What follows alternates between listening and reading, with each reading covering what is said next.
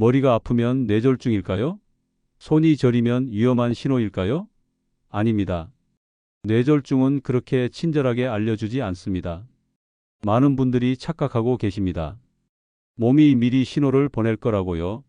하지만 뇌졸중은 아무 예고 없이 찾아옵니다. 바로 그게 가장 무서운 점입니다. 오늘 이 이야기를 끝까지 들으시면 여러분은 알게 되실 겁니다. 증상이 없을 때가 왜 더 위험한지, 그리고 지금 당장 무엇을 해야 하는지 말입니다.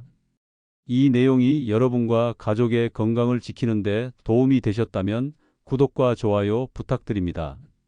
알림 설정까지 해두시면 건강에 도움되는 정보를 놓치지 않으실 수 있습니다. 그럼 지금부터 시작하겠습니다. 여러분 안녕하세요. 오늘은 뇌졸중에 대해 이야기하려고 합니다. 사실 이 병만큼 무서우면서도 오해받는 병도 드뭅니다. 많은 분들이 제게 이렇게 물으십니다. 선생님, 요즘 들어 머리가 자주 묵직하고요. 가끔 손끝이 저릿저릿해요. 이거 혹시 뇌졸중 오는 거 아닌가요? 그럴 때마다 저는 조심스럽게 말씀드립니다. 아닙니다. 그건 뇌졸중의 신호가 아닙니다. 뇌졸중은 미리 알려주지 않습니다. 어느 날 갑자기 아무런 예고도 없이 찾아옵니다. 이게 바로 이 병이 가진 가장 큰 특징입니다. 그래서 두렵지만 동시에 완벽하게 예방할 수 있는 병이기도 합니다. 저는 신경과에서 30년 가까이 환자분들을 봐왔습니다.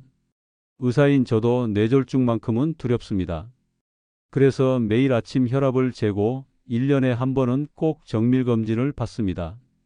제가 아는 모든 의학 지식을 동원해서 이 병이 제게 오지 못하도록 막고 있는 겁니다. 많은 분들이 착각하시는 게 있습니다. 뇌졸중은 할아버지, 할머니들만 걸리는 병이라고요. 천만의 말씀입니다. 요즘은 40대, 심지어 30대 젊은 분들도 응급실로 실려옵니다. 얼마 전 제가 진료했던 환자 한 분이 기억납니다. 36살의 회사원이었는데요.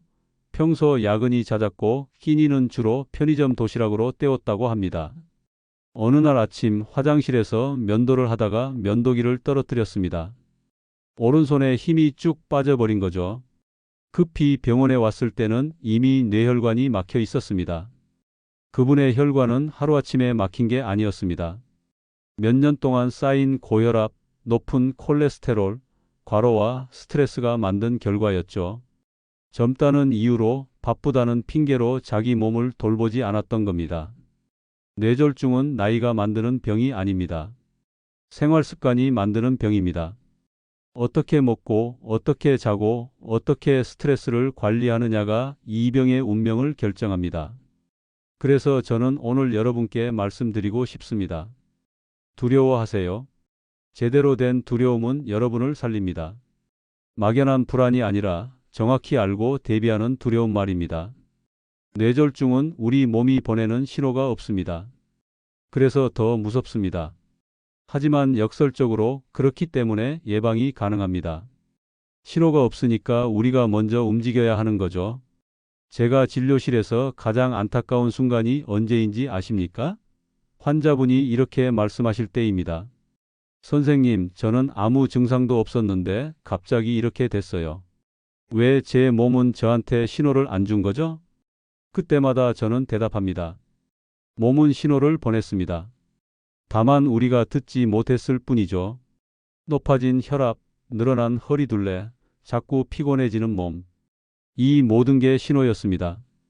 단지 우리가 바쁘다는 이유로, 괜찮다는 착각으로 무시했을 뿐입니다. 많은 분들이 말씀하십니다. 나는 평생 건강하게 살았는데 왜 갑자기? 하지만 갑자기가 아닙니다. 뇌혈관은 10년, 20년에 걸쳐 조금씩 망가집니다.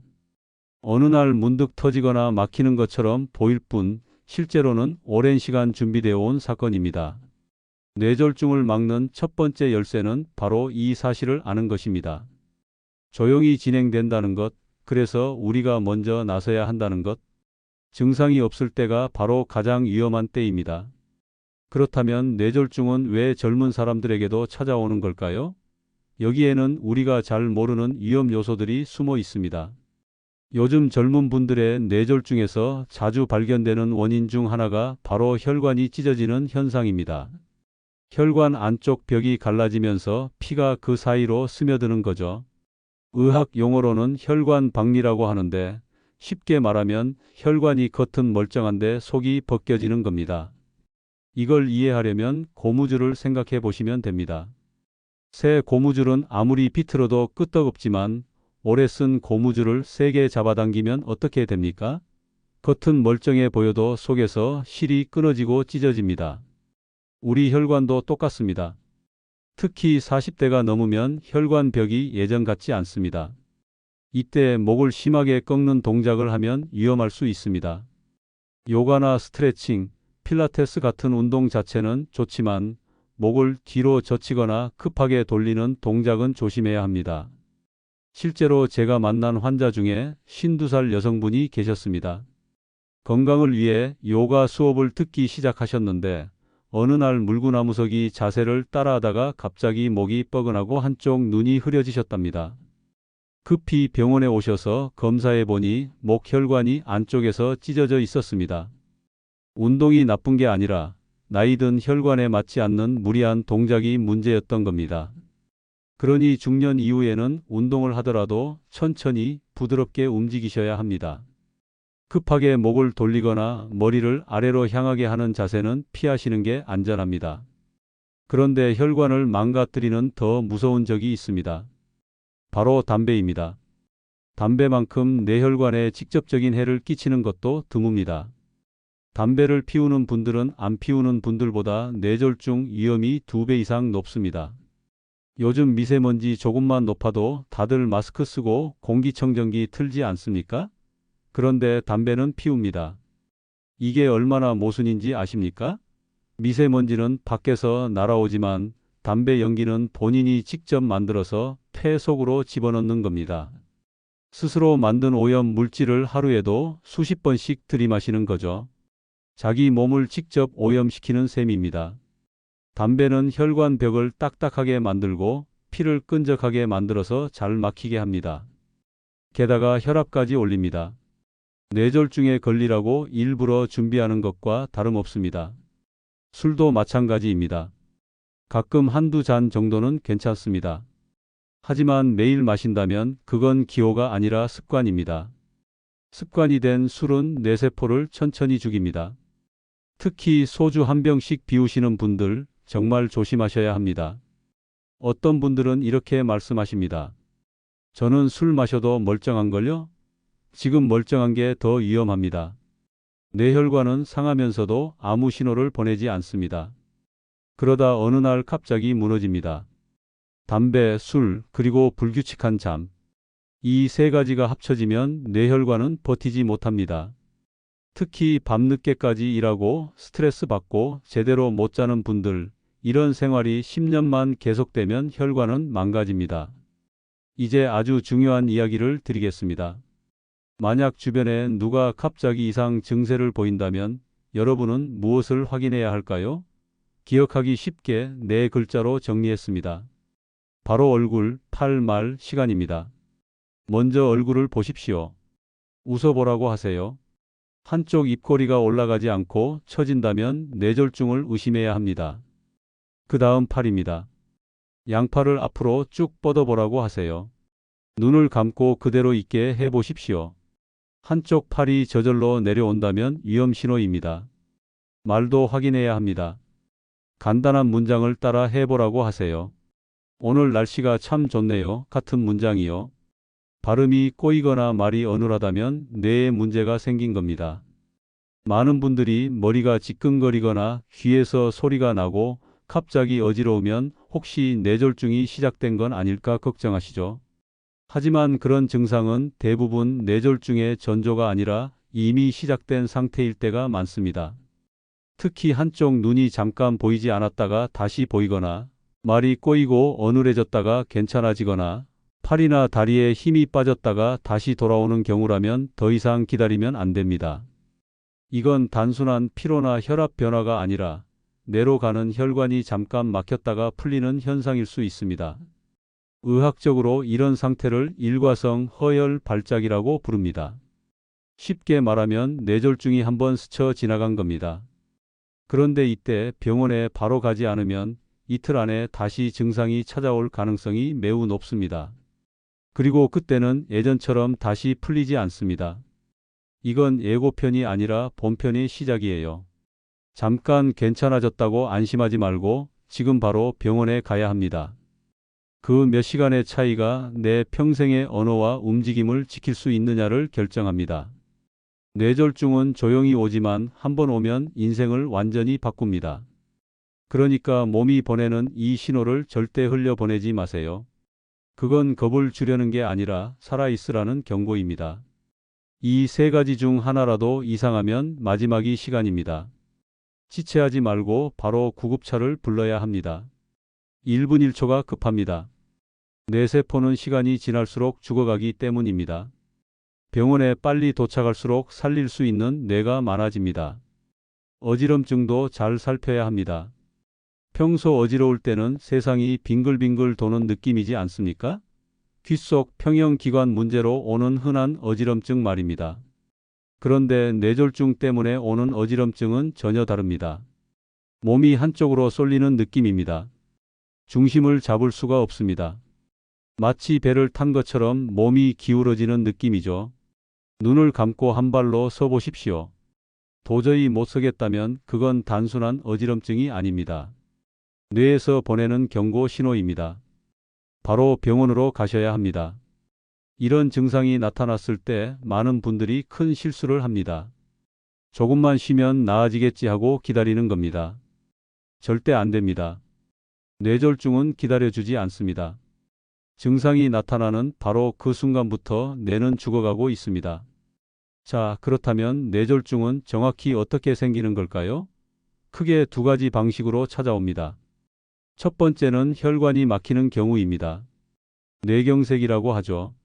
뇌로 가는 혈관에 피떡이나 기름때가 쌓여서 길이 막혀버리는 겁니다. 그러면 그 혈관이 담당하던 뇌 부분에 피가 안 갑니다.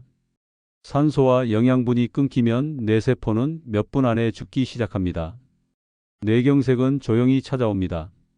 자다가 깨어났는데 한쪽 팔다리에 힘이 없거나 말이 어눌해지는 식으로요. 두 번째는 혈관이 터지는 경우입니다. 뇌출혈이라고 합니다. 이건 폭발적으로 옵니다. 망치로 뒤통수를 세게 맞은 것 같은 극심한 두통이 갑자기 찾아오고 의식을 잃는 경우가 많습니다. 뇌출혈의 사망률은 50%에 가깝습니다. 2명 중 1명은 목숨을 잃는다는 뜻입니다. 살아남는다 해도 심각한 후유증이 남는 경우가 대부분입니다. 여기서 가장 가슴 아픈 사실을 말씀드려야겠습니다. 한번 죽은 뇌세포는 다시 살아나지 않습니다. 우리 몸의 다른 세포들은 재생이 되지만 뇌세포만큼은 재생되지 않습니다. 죽으면 영원히 끝입니다. 그렇다고 희망이 없다는 건 아닙니다. 뇌에는 놀라운 능력이 있습니다. 죽은 세포가 하던 일을 살아남은 다른 세포들이 대신 배워서 해낼 수 있습니다. 의학에서는 이걸 신경가소성이라고 부르는데 쉽게 말하면 뇌가 스스로 새로운 길을 만드는 겁니다. 그래서 재활 치료가 아주 중요합니다. 꾸준히 재활하면 6개월이 지난 후에도 조금씩 계속 나아집니다. 처음에는 숟가락도 못 들던 분이 1년 후에는 혼자 밥을 드실 수 있게 되기도 합니다. 포기하지 않고 매일 노력하면 뇌는 새로운 연결을 만들어냅니다. 하지만 애초에 뇌졸중이 오지 않게 하는 게 가장 좋지 않겠습니까? 그러려면 위험 요소들을 정확히 알아야 합니다. 의학계에서는 세 가지를 침묵의 살인자라고 부릅니다. 바로 고혈압, 당뇨병, 고지혈증입니다. 고혈압은 혈관을 매일 두들게 됩니다. 높은 압력이 혈관 벽을 치고 또 치면서 벽이 약해지고 상처가 생깁니다. 오랜 시간 그렇게 되면 혈관이 딱딱해지고 터지기 쉬운 상태가 됩니다. 당뇨병은 피 속의 당분이 혈관을 부식시킵니다. 마치 쇠붙이에 녹이 쓰는 것처럼요. 혈액 속 설탕 성분이 혈관 안쪽을 거칠게 만들면 기름때가 쉽게 달라붙습니다. 그렇게 혈관이 좁아지고 결국 막히는 겁니다. 고지혈증은 피 속에 기름기가 너무 많은 상태입니다. 이 기름기가 혈관 벽에 기름때처럼 쌓입니다. 부엌 싱크대 배수구에 기름때가 끼는 것과 똑같습니다. 시간이 지나면서 점점 더 두껍게 쌓이다가 어느 순간 혈관이 완전히 막혀버립니다.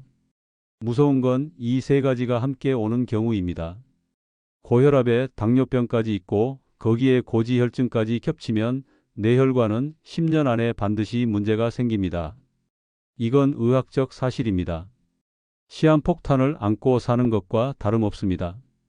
그런데 이 세 가지의 가장 무서운 공통점이 뭔지 아십니까? 증상이 전혀 없다는 겁니다. 그래서 침묵의 살인자라고 부르는 거죠. 혈압이 높아도 머리가 아프지 않습니다. 당뇨병이 있어도 모릅니다.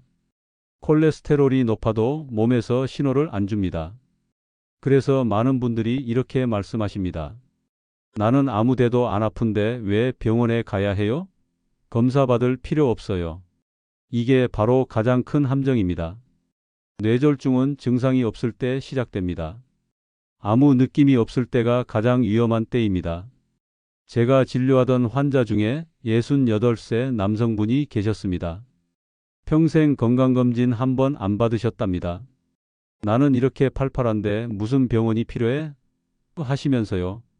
실제로도 걸음걸이가 힘차고 목소리도 우렁찼습니다. 그러다 어느 날 갑자기 집에서 쓰러지셨습니다. 응급실에 왔을 때는 이미 뇌출혈이 심하게 진행된 상태였습니다. 나중에 확인해 보니 혈압이 위험할 정도로 높았고 당뇨병도 오래됐고 콜레스테롤 수치도 매우 높았습니다. 하지만 본인은 전혀 몰랐습니다. 증상이 없었으니까요. 만약 1년에 단 한 번만 검진을 받으셨더라면 충분히 막을 수 있었던 일입니다. 그러니까 여러분, 증상이 없어도 정기검진은 반드시 받으셔야 합니다.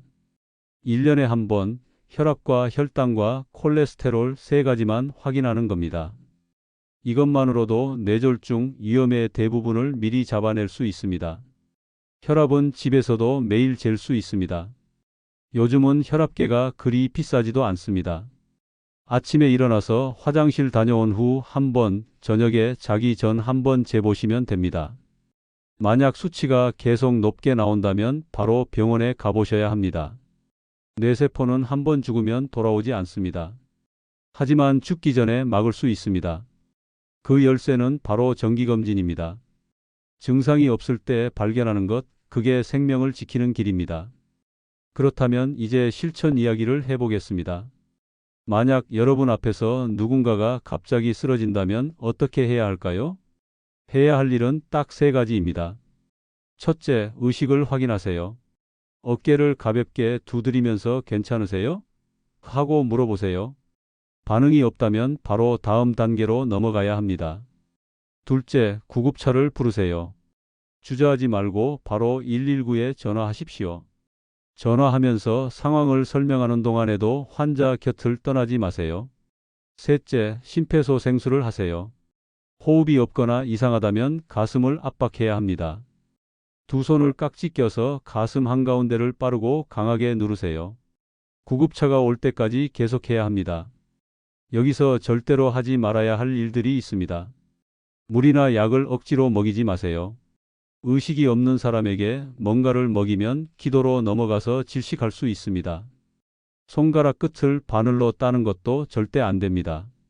민간요법에서 그러면 좋다고 하지만 의학적으로 전혀 효과가 없습니다. 오히려 시간만 낭비하고 감염 위험만 높입니다. 팔다리를 주무르는 것도 소용없습니다. 죽어가는 뇌세포를 살리는 건 오직 병원 치료뿐입니다. 그 어떤 민간요법도 죽은 뇌세포를 되살리지 못합니다. 자, 그럼 애초에 뇌졸중이 오지 않게 하려면 어떻게 해야 할까요? 복잡하게 생각하실 필요 없습니다. 딱 두 가지만 하시면 됩니다. 첫째, 체중을 유지하세요. 살이 찌지도 빠지지도 않게 지금 몸무게를 그대로 지키는 겁니다. 급격하게 살이 찌면 혈압도 오르고 당뇨 위험도 높아집니다. 반대로 너무 빠르게 살을 빼는 것도 몸에 무리를 줍니다. 둘째, 의학적 점검을 받으세요. 혈압, 혈당, 콜레스테롤을 1년에 한 번씩 확인하는 겁니다. 이것만으로도 뇌졸중 위험의 대부분을 예방할 수 있습니다. 비용도 많이 들지 않습니다. 국가건강검진으로도 충분히 확인 가능합니다. 식습관도 조금만 신경 쓰면 됩니다. 염분은 하루 5g 이하로 드세요. 국이나 찌개, 국물은 가능하면 적게 드시고 김치나 젓갈도 조금만 드시는 겁니다. 물은 하루에 1.5리터에서 2리터 정도 마시세요. 한 컵씩 조금씩 자주 마시는 게 좋습니다. 한 번에 많이 마시는 것보다 나눠서 마시는 게 몸에 부담이 적습니다. 단백질은 생선, 두부, 계란, 흰자 위주로 드세요. 생선은 등 푸른 생선이 좋고 두부는 부침이나 조림으로 드셔도 좋습니다. 계란은 노른자보다 흰자 위주로 드시는 게 콜레스테롤 관리에 도움이 됩니다. 기름은 들기름 한 숟갈이면 충분합니다. 나물 무칠 때나 비빔밥에 조금만 넣으시면 됩니다. 참기름도 마찬가지로 적당량만 사용하세요. 커피는 하루 2잔 이하로 줄이세요. 커피 자체가 나쁜 건 아니지만 너무 많이 마시면 혈압이 올라갑니다. 특히 설탕이나 프림을 많이 넣어 드시는 분들은 조심하셔야 합니다. 이렇게만 해도 뇌혈관 나이는 5년 젊어집니다. 어렵지 않지 않습니까?